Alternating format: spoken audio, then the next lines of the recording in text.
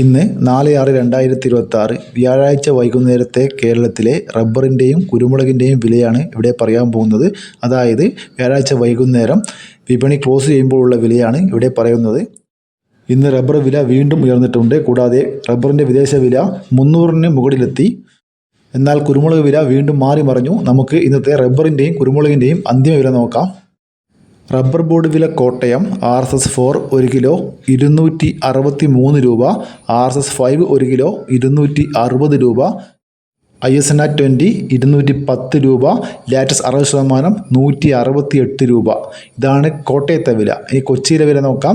RSS-4 1 kilo 263 രൂപ, RSS-5 1 kilo 260 രൂപ.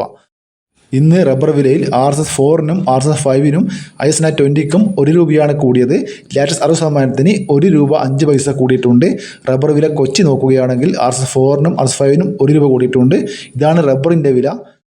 ഇനി കുരുമുളക് വില നോക്കാം. കുരുമുളക് ഗാർബിൾഡ് 1 കിലോ 719 രൂപ, അൺഗാർബിൾഡ് 1 കിലോ 699 രൂപ, പുതിയ കുരുമുളക് 1 കിലോ 689 രൂപ, ചേട്ടൻ കുരുമുളക് 1 കിലോ 680 രൂപ, വയനാടൻ കുരുമുളക് 1 കിലോ 690 രൂപ, നാടൻ കുരുമുളക് 1 കിലോ 680 രൂപ.